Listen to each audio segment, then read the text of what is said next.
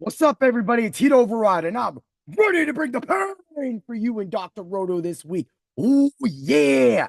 Man, we had some fun games on Monday, some fun games last night on Thursday, and we even had a worthless game practically until the end of the game between the Titans and the Dolphins. So let's get to it. Let's get ready to bring the pain. Yeah. Woo. All right, man, and stay tuned. At the end of this, I'm going to have my Macho pick of the week. Macho's going to come through, tell you who to play. Oh, you're going to love it. But, man, let's just start off. Titans win 31-12 over the hapless Dolphins. The only thing that really happened in that game was that Huntley was able to achieve his rushing yards and pop some parlays for me and the crew in the subs only Discord. I mean, outside that, that's just the best guy. So good job, guys. Way to go. Way to stay strong and just keep going. But man, I mean, the Dolphins are just bad. First of all, my chiropractor is a Dolphin fan, and he said we went into this season, even before the injury, without a viable backup. And he knows a little bit about concussions here. And at the same time, the Dolphins have chose to ignore that by putting worthless quarterbacks behind them. You could probably have me throwing the ball, and I would probably do better than these guys. Although I'm not as fast as Huntley, so I won't say I can't run like him. But I could probably throw better than him. He sucks. I don't know what happened to him. He left Baltimore. He was like, every time he got plugged in for Jackson, he did good. But now he's here, and he can't even get one of the most electrifying players the ball. I mean, he caught 4 passes that did hit the over, so you know you want to check those things. But at the same time, I want you all to head over to drroto.com right now and use code word doc and join. Get in the subs only Discord. We slayed it again last night. We just slayed it, but I'll get to that game in a minute. First of all, you see the name of this podcast right here. I'm hunting for a replay. Detroit wins 42-29 over the Seattle Seahawks. Now, I'm not saying Seattle should have won that game. The game clearly went over. It was a great score fest. But at the end of the game, that was not an interception. This should be second down with Geno about to throw more points for DK or anybody else on that team. I had people in that JSN. I had him in that too. And I just want more passes. I had Geno, and I could score more points, win, more money, bets, all that stuff. But the NFL did not replay that interception at the end of the game by Detroit. That was no interception. If you go back and you watch the replay as the ball just hits the ground. It just hits all of the ground. He picks it up off the ground. They're like, yep, that's just great stuff. NFL, bad on you for letting that play go. You cost us a lot. Well, you didn't cost us money, but we could have won more money. And that's a little unfair to your DraftKings and FanDuel accounts because, you know, you didn't do anything about it. But how does a replay like that get missed? It showed the replay on the national broadcast multiple times, yet not a replay? Whatever. Just go on with yourself. Y'all are very selective in some things. If that was the Chiefs, I will say that. I will bring the pain. If that was the Chiefs, that would have been a replay, and they would have scored a touchdown, got an onside kick, and beat the Lions. But guess what? It's not the Chiefs. So they're not going to do anything dumb to make themselves look obvious. So they do this. Yeah, whatever. Anyway, let's get to last night.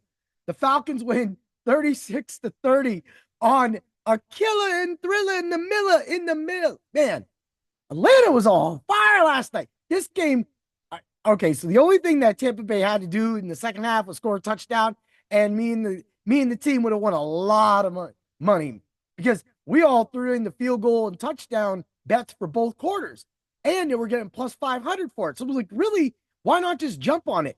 Meanwhile, Lou threw an awesome subs-only Discord parlay in there.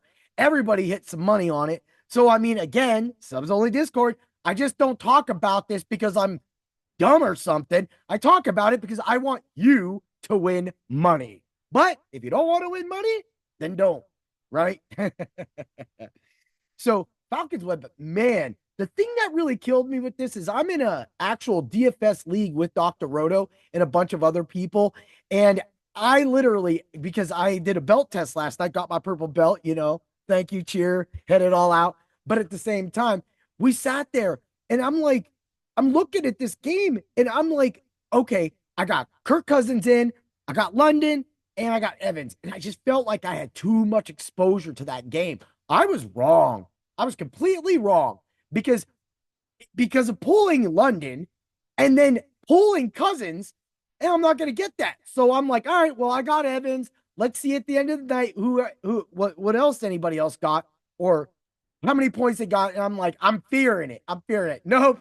Not one person in that, not one person in that league played Mike Evans or Kirk Cousins or Drake London. So I got out scotch free. I think someone played Pitts though, because somebody had 11 points. But hey, now I got all this extra money and I don't have to worry about that 500 yards and that 3 touchdowns on me. But man, if I would not have moved that and just went straight to my DFS lineups and started playing with those, which I missed, which by the time I hit submit was not. And yes, I had London. I had Evans as the captain. I had Mooney. And then I rounded it out with Bijan and I threw Pitts in. Pitts was like 8,000 in the showdown slate. Okay, whatever.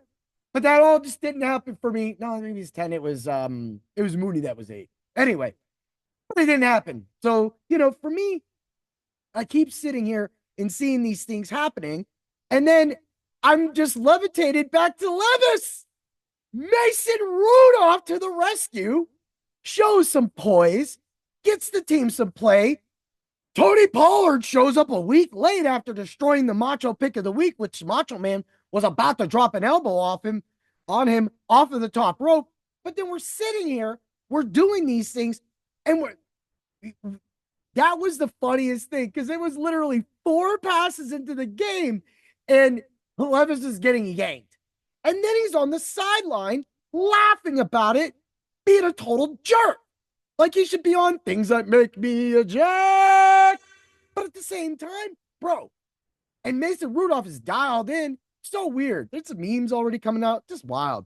But at the same time, I know that's not why you're here. You're here for the Macho pick of the week, huh? You're right, heat override. Ooh, yeah. I wouldn't like what they did with Pollard last week, but this week, yeah, he won that money back for us. You're right, Macho. And this is going to win too. I'm a Rams fan. All LA.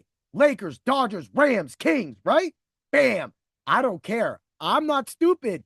Josh Jacobs didn't get a lot of play last game. But what's going to happen in this game is Josh Jacobs is going to be able to tear the Rams up. The Rams are bad right now, 28th against running backs. They're just giving it up. They're bleeding. Even though, Verse was just awarded, NFL Defensive Rookie of the Month, which is in line with Defensive Rookie of the Year. Again, your boy, he'd override, IDP Hero of the. That's what I do. All right, you should go cash that now because it was 1,000. It might be less now. Anyway, Josh Jacobs is going to smash it. If you go on FanDuel Sportsbook right now, you got 70 plus all rushing and receiving yards for a negative 175. Also, the touchdown for him, because, the Rams give things up, and he didn't really get one last game, is a negative 140. Together is a plus 124.